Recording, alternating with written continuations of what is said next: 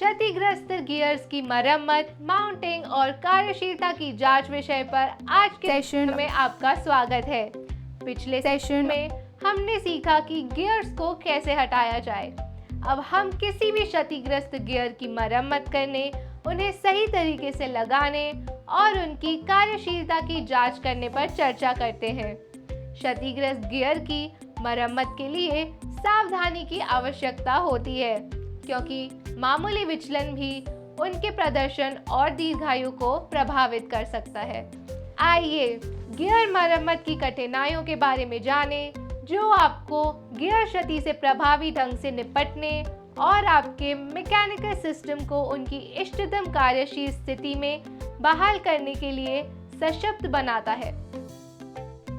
उद्देश्य: क्षतिग्रस्त गियर्स की मरम्मत, माउंटिंग और कार्यशीलता की जांच पर इस सेशन में हमारे उद्देश्य हैं: डॉवटेल विधि से गियर टूथ की मरम्मत करें, स्टड और वेल्डिंग विधि द्वारा गियर टूथ की मरम्मत करें, गियर बॉक्स को असेंबल करें, टेस्ट रन के लिए गियर बॉक्स को मशीन पर लगाएं। इस सेशन के अंत तक आपके पास गियर की मरम्मत, स्थापना और कार्यशीलता को प्रभावी ढंग से जांचने के लिए आवश्यक ज्ञान और कौशल होंगे। ये उद्देश्य आपको गियर रखरखाव, प्रदर्शन और दीर्घायु को बढ़ाने में मूल्यवान अंतर्दृष्टि प्रदान करेंगे। टूटे हुए गियर टूथ की मरम्मत करें। Dovetail plank method. V block के सामने गियर को सहारा दें और इसे समानांतर क्लैंप से जकड़ें।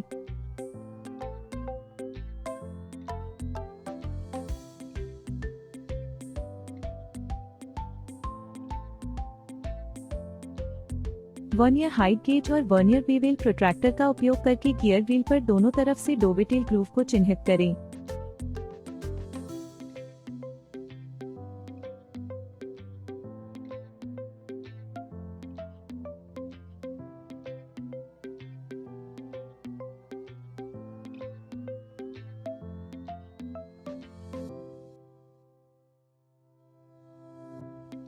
मार्किंग लाइंस को पंच करें।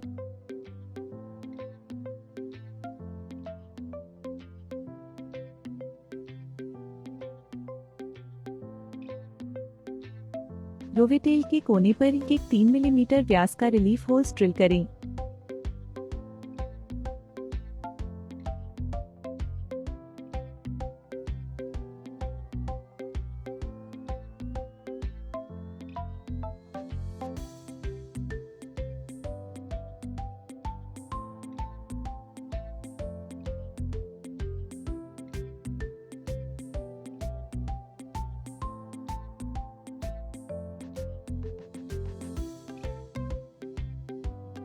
मार्किंग के अनुसार डोवेटेल के आकार और आकार के अनुसार गियर से सामग्री निकालें।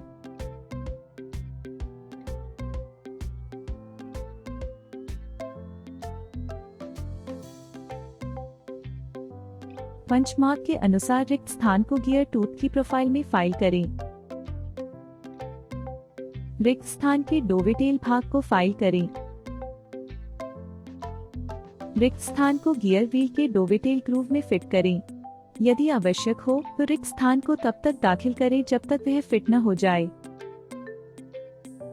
खाली टुकड़े में ऊंचे स्थानों की जांच करने के लिए डोवेटेल ग्रूव पर क्रशर नीला रंग लगाएं।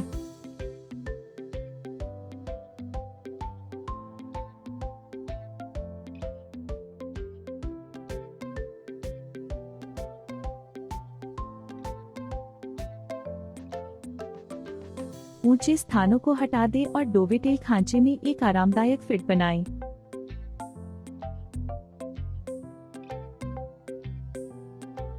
रिक्त स्थान और गियर व्हील पर 33 मिलीमीटर की गहराई तक 3 मिलीमीटर व्यास के 2 होल ड्रिल करें। असेंबल स्थिति में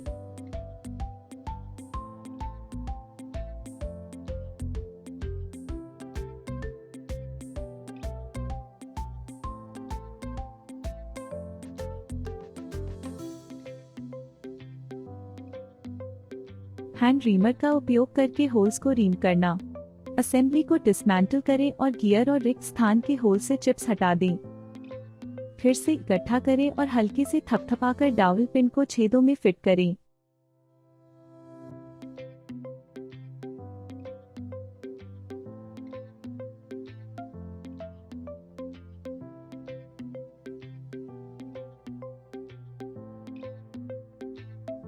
गियर टूथ की प्रोफाइल को सही आकार में फाइल करें।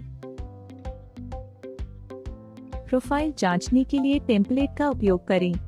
रिक्त स्थान के किनारों को फाइल करें, गियर से फ्लश करें। टूटे हुए गियर टूथ की मरम्मत, वेल्डिंग विधि। टूटे हुए टूथ की सतह को फाइल करके समतल कर लें। छेदों के बीच 10 मिलीमीटर की केंद्र दूरी रखते हुए सतह पर 4 छेदों को चिन्हित करें। ड्रिल छेद के लिए केंद्रों में छेद करें।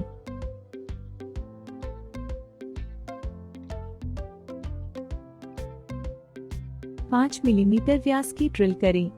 केंद्रों पर 9 मिलीमीटर की गहराई तक छेद करें।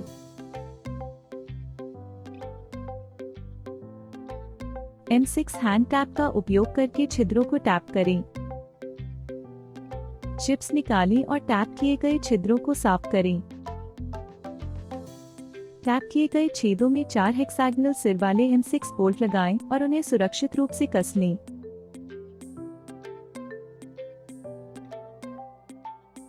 बोल्ट के हेक्सागोनल हेड को हैक्सॉ से काटें।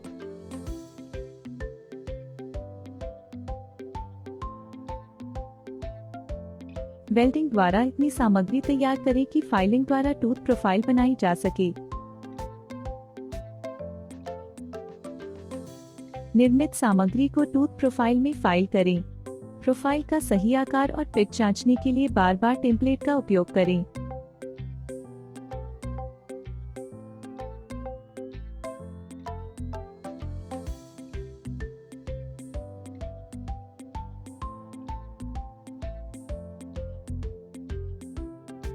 स्थापना और कार्यशीलता की जांच। जोड़ने से पहले भागों को साफ करें। गियर बॉक्स में बताए गए स्तर तक लुब्रिकेटिंग ऑयल भरें।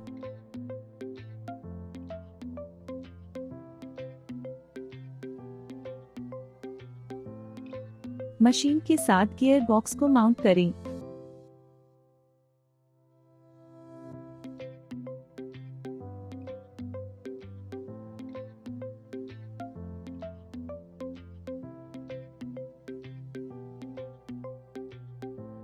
अलग अलग गति, 4 गति के साथ परीक्षण चलाने की जांच करें।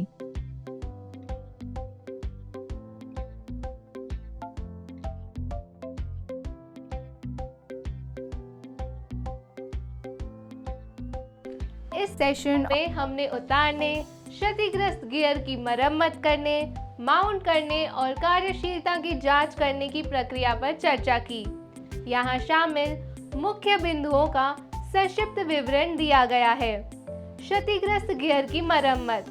टूटे हुए टूथ या दरार जैसी क्षति के लिए गियर का निरीक्षण करें। मामूली क्षति के किनारों को चिकना करके या फाइल या ग्राइंडिंग व्हील का उपयोग करके टीथ की मरम्मत करके ठीक किया जा सकता है। गंभीर क्षति के लिए गियर को एक नए गियर से बदलने पर विचार करें जो मूल गियर के विनिर्देशों से मेल खाता हो। माउंटिंग और व्यावहारिकता की जांच। सफाई विलायक या डिग्रीजर का उपयोग करके शाफ्ट और गियर मेटिंग सतहों को अच्छी तरह से साफ करें। शाफ्ट और गियर मेटिंग सतहों पर लुब्रिकेंट या गियर तेल की एक पतली परत लगाएं। गियर को शाफ्ट पर सावधानी से स्लाइड करें। यदि लागू हो तो इसे ठीक से संरेखित करें। निर्माता के विनिर्देशों के अनुसार बोल्ट या नट को कसने के लिए टॉर्क रिंच का उपयोग करें। पहले हटाए गए किसी भी कवर या गार्ड को पुनः स्थापित करें। अलग अलग गति के साथ परीक्षण चलाने की जांच करें। हम क्षतिग्रस्त गियर की मरम्मत, माउंटिंग और कार्यशीलता की जांच पर आज के सत्र में आपकी भागीदारी की सराहना करते हैं। हमें आशा है कि आपने इस व्याख्यान से कुछ सीखा है और इसका महत्व पाया है। अधिक ज्ञानपूर्वक चर्चाओं के लिए इस स्थान को देखें और हमारे साथ बने रहें।